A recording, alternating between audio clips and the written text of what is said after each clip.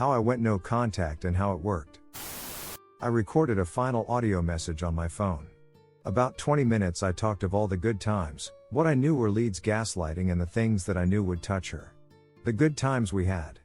The things she was missing out on.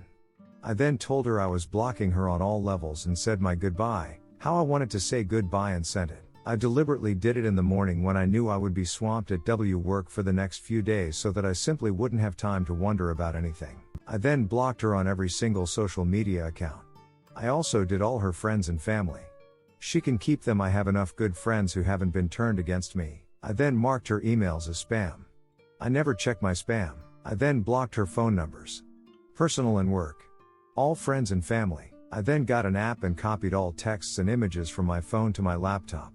I then copied everything to a portable hard drive and put it away. I can't remember where it is. I then deleted everything from my phone, laptop, emails. Everything. Some of it was easy, some of it was soul destroying, but she was so toxic I had no choice. I then went to the doctors and told them what I'd been through, lying about 16 affairs she had before she met me and talking to all the men behind my back probably having affairs when with me, and blaming me for being paranoid, saying I needed help, etc. It was hard to talk to the doctor, but being honest about it was the right thing to do. I needed real help. I was put into therapy and diagnosed as suffering acute PTSD and moderate depression due to insomnia. I used to wake up every 45 minutes missing her, crying, wanting to die. I can't die because I'm a dad. Then not being able to sleep again. I did my therapy and got myself a new therapist who I have been seeing for about a year now. She never contacted me because she can't contact me. In blocking her like I did, I gave myself closure on my terms and freed myself of those gut-wrenching feelings when she would try gaslighting me. When she would try turning positive things I was saying into negatives. It's been about 2 years now. Trust me, it works. Peace and good luck to anyone considering. Update, to anyone who feels like their life is over or so much time wasted. Believe me. 8 years of hell. I gave everything and all I got in return was many layers of abuse. I realized, it's killing me. I knew it would be unbearable pain, but I have duties to my daughter, not to a spoiled child masquerading as an adult. For first time in my life I went single and accepted it was needed. Fast forward 1 year. A lot of therapy. I'm now almost 5 years sober. I quit smoking over 2 year now. I've paid off most my debt. I invested spare money, put some away for daughter. I've bought car. Work is good. Lots of opportunities. I now take good money, now I'm present. Am good terms with landlord, family, friends. My garden is tidy. Tidying house takes time but no longer neglected after weekends wasted. Am slowly reconnecting with old friends I dropped during toxic times. And in 7 weeks time I'm taking my daughter, 12 years old, on a tropical adventure where we will go diving, eat good food, hang on beaches, watch sunsets and sunrises and do all the things a dad should do with his daughter before she moves on into her own life. I stayed in the toxic relationships because I feared being single and felt these people gave me status, loyal to others, not to myself. Abuse became acceptable. I was letting others affect my life. Not anymore. To anyone who feels like their life is over or so much time wasted. It's a cliche, but I truly do believe the hardest, cruelest, unfair, almost impossible lessons are the ones we learn the most from. Redditor's reactions. Story 2 after. Redditor 1. Congrats. It's a lot of work, but it's so rewarding when you can come out on the other side of it. Redditor 2. Great job, op. Really proud of you. I'm about to step into the same with my 3 kids. Wife cheated and divorce is about to be filed. I've been feeling the same as you and have been afraid of the unknown and being lonely. So these kind of posts are really great to see. Gives me hope for the future. Redditor 3. Life is worth living. Story 2. I got the closure that I thought would never come. My soon-to-be ex-wife picked up our daughter and seemed down. Me being me, I asked what was wrong. Though I kicked myself instantly, I can't see people in pain. What came was a good hour-long conversation about how much she messed up her life. I was recovering from a mental breakdown when she ended things. She'd been having an affair. I moved out while the house went up for sale because she had nowhere to go. She thanked me by moving him in and introducing him to my daughter straight away. It was a horrid existence. Never felt pain like it before and I hope I never do again. She told me about his double life, the lies, the cheating, the other woman just like her he was seeing, that he'd proposed to, the third woman who was supposed to be her friend, and the messages to others. I was happy about the apparent jealousy he felt towards me. He lived rent-free in my head for so long, that I'm glad I was wrong about them being happy. She told me how if she spent longer than 10 minutes dropping our daughter off, he thought we were sleeping together, how he hated most of all that she didn't hate me. She told me that her family, who so hurtfully cut me off, hated her for what she did to me and wouldn't speak to him at all. Seems he was very controlling. I'm worried my daughter has seen arguments and fighting. There have been times she's been angry herself with no apparent cause. For now she seems very happy, so I won't worry so much. Tears fell. She told me she regrets how easily she gave up on me and how she treated me.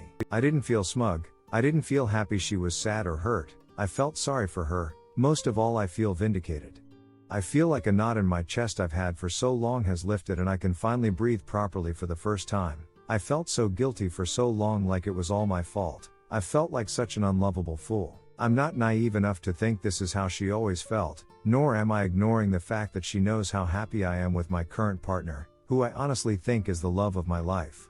All I could think about was her, how much she cares, how she builds me up, all just because she loves me. I just don't feel angry anymore. I looked into the eyes of someone who caused me so much pain, who I loved so much and threw me away anyway, and I felt the same as I feel when a client tells me their troubles. No love, no longing, just detached empathy I have with the people I work with. I finally feel like it's behind me. I finally feel like I've completely moved past the pain. I just needed to tell someone, who better to understand than you lovely bunch. I hope every one of you gets to feel this way one day. Story 3. Strange relations for 15 years since we were 15.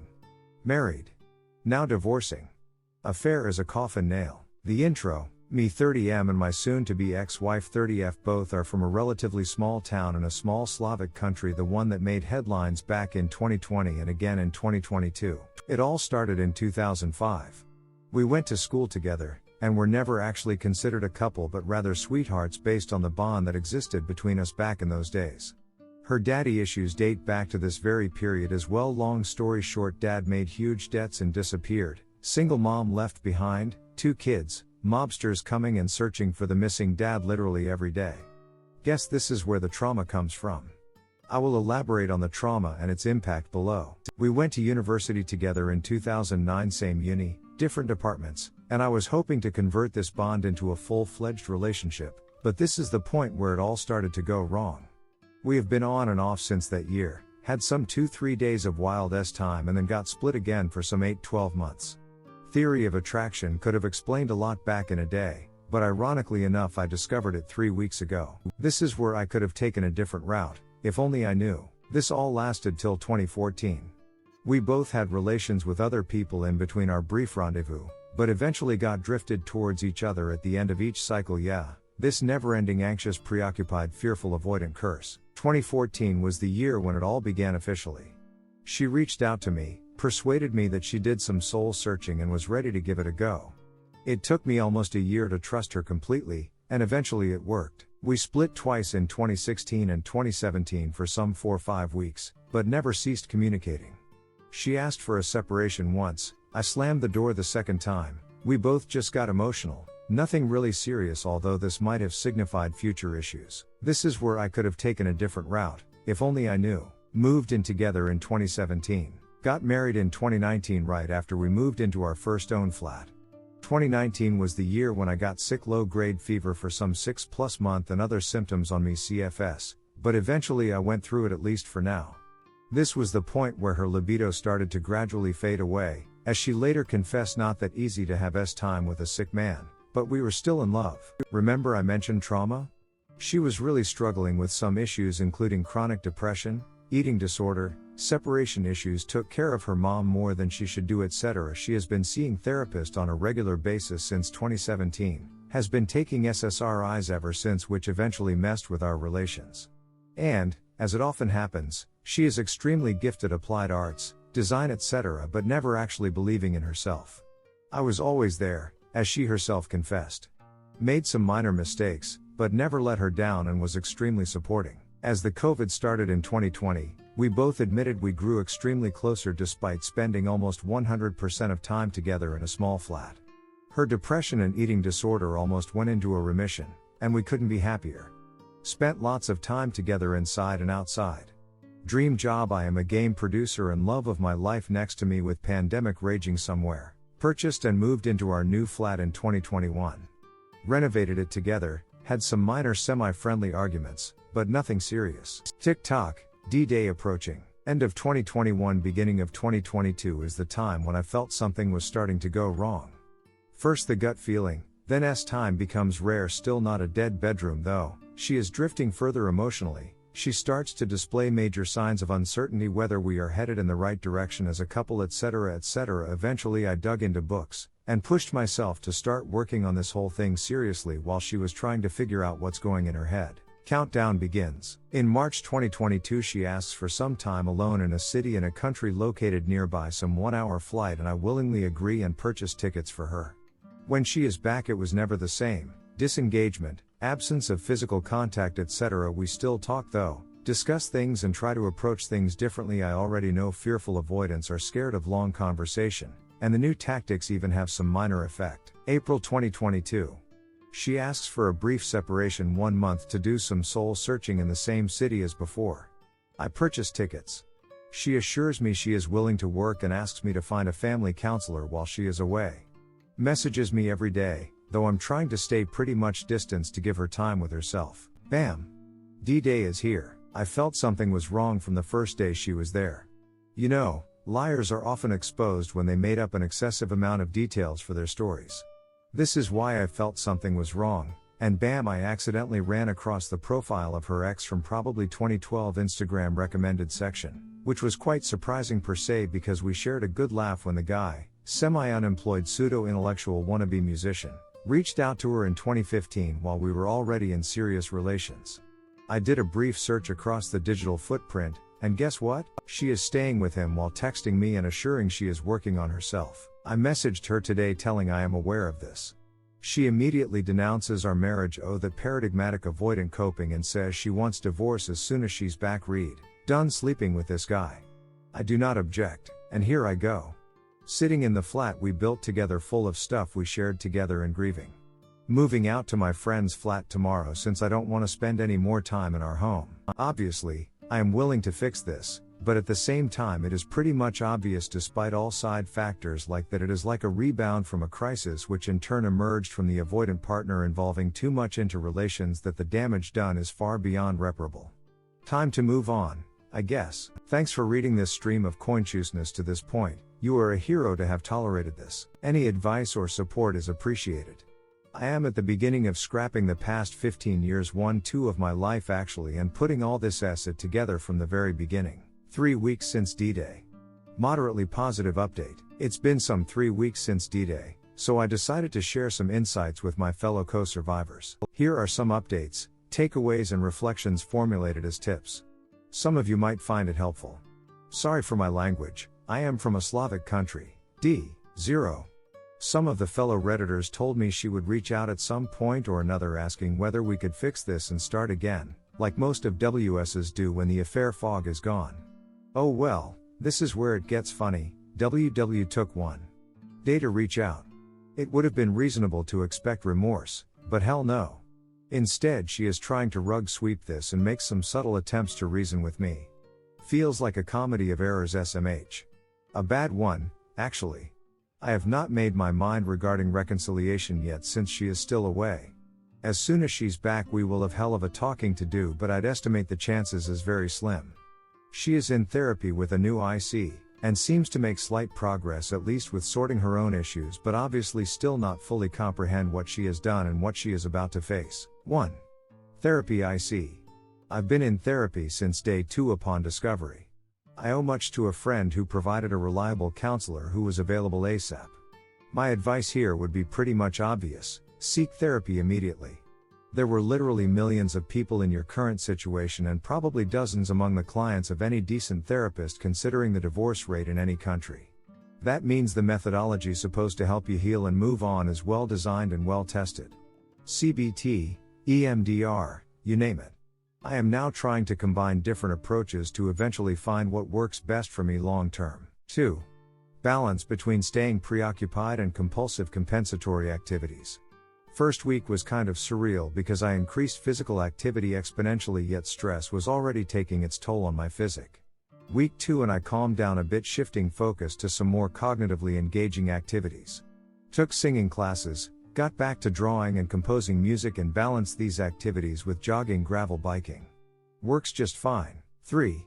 Time for yourself. Funny enough, this situation provides a lot of time to assess your own status from a different standpoint. I was to some extent aware that we were in codependent relationships, but God, it feels so good to spend some quality time with yourself instead of being constantly preoccupied with trying to read what's on your partner's mind or trying to damage control her mood swings. I even imagine Doc and Marty approaching me at some point and offering a chance to prevent what's happened. My response would be negative. This situation shed light on the darkest corners of our marriage and lanced the abscess that could have been plaguing my life for some more time. 4. Baby steps. I honestly feel like riding on a sinusoidal wave these days. Some days feel better than ever before, taking time to truly appreciate people I once took for granted, enjoying newfound hobbies, etc. Other days are just constantly roaming in the dark and feeling the shadows of suicidal thoughts lurking behind my back. But the proportion of the former and the latter has changed immensely in favor of the former. There's a light at the end of the tunnel, and no, this is not a freight train coming your way. I guess one might consider himself truly healed at the point she is 100% comfortable with him herself rather than establishing new relationships which might still bear some traits of rebound. 5. Post-traumatic growth. I found myself too much absorbed by YouTube videos, Reddit posts and forums on coping with infidelity, divorce, reconciliation, etc. at some point. Not anymore.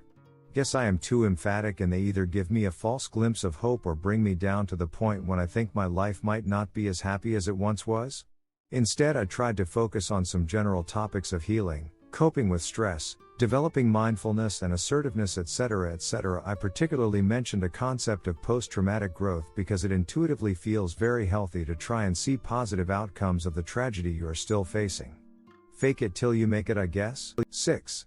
Health tips. Just as I mentioned earlier, I definitely started to face the physical consequences of the stress. Poor sleep, losing weight, and I was already very lean, etc. Pills definitely help. Consult with your healthcare specialist and don't hesitate to add some supplements to your meal plan. I am not sure I am able to list what I am taking. It might not be allowed welcomed by the subreddit rules, plus it is purely individual, but anyone can do the research. Update, why me? Nasty infidelity details. STBXW came back from her trip couple of days ago and we finally sat down to discuss our not existing future. Obviously, she trickle-truthed me, attempted to share the blame with me, but I assume I managed to damage control this properly. Anyways, some nasty details resurfaced. She really spent a week in a kind of drug den. She used throughout all this week and barely remembers some hours of her life. Side note, she doesn't have a history of drug abuse and as far as I know never really tried anything before. Her ex, or probably future fiancé lol, is really a total misfit. No work, constant substance abuse, still fully dependent on his parents though he is 30-something. She talks of him with a barely hidden disgust and disdain now. How ironic. He is okay with ducking a still married woman. She even tried to convince me he is not to blame because it was she who initiated the visit which ended up this way. They are having unprotected sex. Multiple times. Under the influence. Imagine, what might be there except for STDs? Not really saying HIV, but, and finally, she is now pregnant. All this feels so surreal I sometimes can't believe I am amidst of this. Why? Can't figure out how come? How come the woman I loved, respected and cared for so much and who responded equally most of the time during the days of our marriage ended up pregnant from a drug addict who looks sick and might be actually sick with something more serious than actually addiction? How was this possible that she swapped a decent man I know I am, and it's not a narcissistic pretending in a family bed in a best district of our city for a misfit on a dirty sofa some 800 kilometers away? And, most importantly, she felt the signs of pregnancy throughout this 3 weeks, but never even took a test. She can't even respond why, limiting her answers to I did not want to. Seems like the if I ignore it, maybe it will go away thing. My therapist assumed according to the way she discusses the events as if it was not her but someone else and withdraws from taking any steps to fix the consequences at least for her own body. No STD tests, no pregnancy tests, nothing for weeks that a dissociative identity disorder or something similar might be the reason. Obviously, it will never ever be diagnosed. The self-destructive behavior will continue. Imagine, she comes back pregnant and sick from it all, and immediately visits the gym. Clearly quite absurd. She never was and probably never will be able to fully process her trauma or to face the consequences. The only thing she is afraid of is that the truth might come to light and friends' relatives will judge her. Perfect depiction of guilt versus remorse thing. The immense guilt is consuming her throughout most of her life, but she always rug sweeps it. Guess it was just a matter of time. It is only now that I understand the degree to what this human being was broken inside all this time but managed to conceal it deep within until it bursted out one day. I understand how this pendulum works and how she's always longing to fall down and then rise up to feel some dopamine kick, and my therapist called it using drugs in a dirty gutter one day, and attempting to ascend Everest the other. I wish I could have detected this downward spiral earlier. All this situation put me through the worst pain in my life, but luckily enough nothing can hurt me more any time in the future. Understanding this is soothing. I was ready for the brutal picture, and did a couple of EMDR sessions these weeks. It helped battle mind movies immensely, but I wasn't actually ready for the pregnancy thing, and it hit my ego badly because we were discussing kids starting this year, but did not manage to conceive. Her health issues were considered to be the reason, and she addressed them. It happens that either she is now cured, or the real undiagnosed issue was me. I feel a weird mixture of disgust and compassion to this human being. So totally and gracefully broken. I am really thankful it all took just months or weeks to collapse. Anyone knows acute stress is better than chronic. I continue my healing, and the best thing I heard yesterday was I have very mixed and complex feelings for you, but I think I do not believe in our family anymore. Oh, I bet you don't, darling. Thank you for reading this. Update, quote from a WW that says it all. To anyone who's browsing this sub right now. I know you barely do this out of curiosity. I know you currently might be roaming in the darkest place you've ever been to. Some of you might even cherish hopes to reconcile or whatever. Do not. Eventually we all will find ourselves much better off. This is the way. Here's a quote from a dialogue with my cheating STBXW to illustrate what cheating and cheaters are. WW, I feel neither guilt nor remorse because our marriage was dead long before I cheated. We should have divorced long ago. Me, I asked you whether you want a divorce quite a few times several weeks before you cheated. You hesitated and said no and proceeded to ask me find a family therapist to mend this. Why? WW, I don't remember that, and I don't remember you asking either. Me, why then didn't you tell me we are done when you were right on your way to cheat? I got you tickets, called you a taxi, gave you money. WW, I didn't tell you out of pity. Me, so you didn't want to hurt my feelings with the truth I asked for earlier, but considered getting pregnant from a sick-looking junkie will not hurt them? WW, Redditor's reactions. Redditor 1, I didn't tell you out of cowardice. Redditor follow up, that's usually the answer. These types set the bar so low, I actually almost admire the ones that come forward the next day. Redditor 2, what a roller coaster. And now she is pregnant. Divorce and renounce all ties. Frankly, at the point of splitting things, take your personal things and leave everything else to her. They're going to be needing it in the flop house, and there's such a strange irony in still being the good guy when they raise their little crack baby in a dresser drawer that you gifted them. Oh, those lying liars, and the lies they lie. What liars? No baby deserves that family. As soon as you're free and clear, report them to child services as a two-finger salute when their junkie affair crack den baby is born. They can Instagram the raid. Why would a liar feel guilty or remorse over anything? Take all the cheaters and put them on an island. Call it Cheater Island. They can fornicate in drugs and depravity until their society collapses from its inability to consider anything past its short-sighted immediate wants, and we need to call in Snake Plissken to go in and clean house. Op answer, love your reference to Escape From. So much, Black Heart. Not sure whether the baby would eventually be born. I doubt that since she is already enrolled into abortion process, not that easy in our country. But who really cares? Splitting assets is another pain in the TBH, but I'll made it through. Redditor 3, what a narcissist. Just stop talking to her. She will never tell the truth. Always has to lie and gaslight because she is too much of a coward to deal with the consequences of her actions. Redditor follow up, so true. Cowardice under the premise of not wanting to hurt you. Duh, you screwed around and got caught. That hurt more than anything you can say afterwards, coward.